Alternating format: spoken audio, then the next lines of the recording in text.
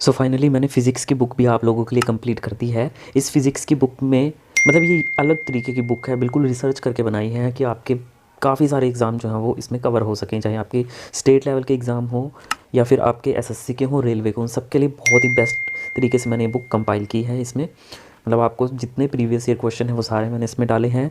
ये जितने टॉपिक आपको दिख रहे हैं ये बहुत अच्छे तरीके से मैंने इसमें डाले हैं और बिल्कुल ये एग्ज़ाम ओरिएंटेड कंटेंट और इस तरीके से बनाई है कि आपको वाकई में इसको पढ़ने में बहुत ज़्यादा मज़ा आएगा। और इतने अच्छे तरीके से मैंने इसमें थ्योरी जो है वो डाली हुई है, मतलब आप काफ़ी अच्छे तरीके से समझ पाएंगे।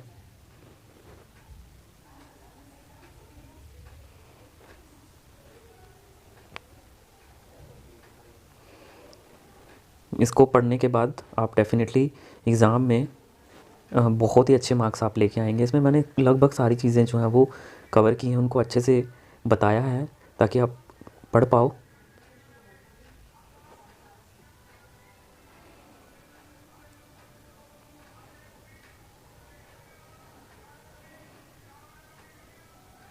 यहाँ पे आप देखिए इस तरीके से मैंने बायोलॉजी की बनाई है। देखिए अलग है ये बुक, ऐसा नहीं है कि बाकी जगह से आपको वो बुक मिल गई, उस तरीके का कंटेंट इसमें नहीं मिलेगा। एक केमिस्ट्री का रह गया पार्ट, केमिस्ट्री का भी मैं कंप्लीट करवा दूंगा, ठीक है। तो तीनों कंबाइंड डाल दूंगा। बायोलॉजी का भी मैंने कंप्लीट कर दिया है, फिज़िक्स का भी कंप्लीट कर दिया। देखिए पूरे 6 महीनों से लगा हुआ हूँ मैं ये बुक बनाने में, तो इसलिए टाइम लगता है, लेकिन बुक बहुत ही ज़्यादा बढ़िया है, ठीक है।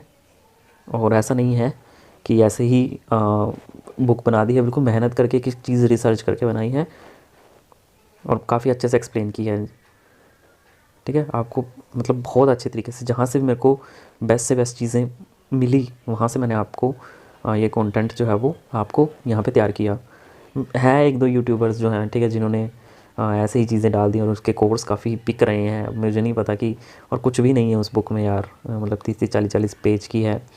अभी जैसे ये वाला क्वेश्चन है, देखिए कितने अच्छे तरीके से मैंने एक्सप्लेन किया है। जो लिफ्ट वाला कॉन्सेप्ट है जो एग्जाम में डेफिनेटली आता ही है।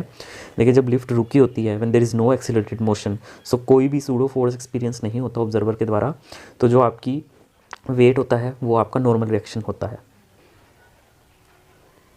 देखिए एक नॉर्मल कंडीशन में आपका क्या होता है, यहाँ पे अगर आपका ग्राउंड लेवल है, ठीक है, अगर आपका एक नॉर्मल कंडीशन पे जैसे ये ग्राउंड है, यहाँ पे आपका कोई ऑब्जेक्ट है, तो वो उसका कुछ मास होगा m, जो एक्चुअल में मास होता है उसका। वेट और मास में डिफरेंस होता है। वेट क्या होता है आपका, जब उस पर ग्रेविटी एक्ट करती है g, जो उसको अपनी तरफ आकर्षित करती है, और मास के साथ मल्टीप्लाई होकर के वो वेट बन जाता है mg। मास जो होता है वो एक्चुअल में आपका वजन होता है, जो एक्चुअल में आपका मास होता है। और ये एक नॉर्मल रिएक्शन लगाता है r। ये है रेस्ट केस में, जब बॉडी रेस्ट पे होती है तो उसका जो नॉर्मल रिएक्शन होता है वो mg होता है, which is equal to mg। मतलब बॉडी जो होती है एट रेस्ट पे, जो आपकी नॉर्मल रिएक्शन होती है वो mg, मतलब नेट फोर्स क्या लग रहा है, ज़ीरो लग रहा है। कोई भी फिज़िक्स में एक चीज़ देखेगा, जब भी आपका फोर्स अनबैलेंस्ड हो तभी एक मूवमेंट होती है, तभी एक्सेलरेशन प्रोड्यूस होता है। अगर कोई मोशन है, अगर कोई नेट फोर्स है, तो वही लिफ्ट वाला कॉन्सेप्ट भी बिल्कुल वैसा सही है।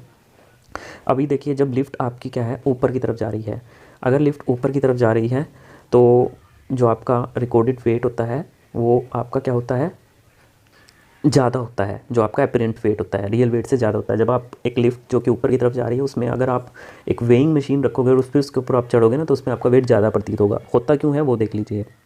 देखिए जब भी आपकी बॉडी ऊपर की तरफ मूव करेगी तो उसमें दो फोर्सेस होंगी, ठीक है। ऐसे लिफ्ट है ऊपर की तरफ जा रही है, देखो एक तो होता है आपका वेट जो डाउनवर्ड लग रहा है, एक नॉर्मल रिएक्शन जो ऊपर की तरफ होती है, ठीक है, और एक्सेलरेशन हो रहा है ऊपर की तरफ। अब ये जो एक्सेलरेशन प्रोड्यूस हो रहा है ना, नेट फोर्स की वजह से होता है। हम मूव कहाँ कर रहे हैं, ऊपर कर रहे हैं, हमारी जो नेट मूवमेंट है वो अपवर्ड है। तो नेट मूवमेंट अपवर्ड कौन सी होगी, r माइनस एम जी, यही हमारी नेट फोर्स होगी जो ऊपर की तरफ होगी, क्योंकि mg वाला कंपोनेंट चाहता है कि इसको नीचे लेके जाए और नॉर्मल रिएक्शन ऊपर की तरफ है, बट एक्चुअल में मूवमेंट ऊपर की तरफ हो रही है, मतलब there is a net forwards towards upper position. So r minus M G which is equal to force जो नेट लग रही है, जिसकी वजह से एक्सेलरेशन प्रोड्यूस हो रहा है। सो न्यूटन का second law, mass into acceleration, ठीक है। जब भी किसी बॉडी पर फोर्स एक्ट करता है तो उसमें एक एक्सेलरेशन प्रोड्यूस होता है, और उस फोर्स की वैल्यू क्या होती है, mass which is produced by some acceleration. So R minus M G is equal to M में, और जो अपीरेंट वेट होता है वो होता है उसका, वही नॉर्मल रिएक्शन ही होती है आपकी अपीरेंट वेट M इंटू जी प्लस ए।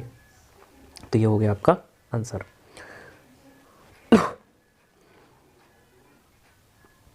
तो इसी तरीके का कॉन्सेप्ट है जो मैंने बहुत अच्छे तरीके से इसमें आपका करवाया है, और साथ में मैंने इसमें पुराने सारे क्वेश्चन पेपर लिए हैं। इसी तरीके से मैंने बायोलॉजी का भी कंटेंट डाला है, बायोलॉजी का भी है, आप देख लेना, बायोलॉजी का भी है। तो वीडियो अच्छी लगी तो प्लीज़ लाइक शेयर सब्सक्राइब, और अगर आप कोई बुक चाहिए तो डिस्क्रिप्शन में लिंक है, वहाँ पे जाके आप दे सकते हैं।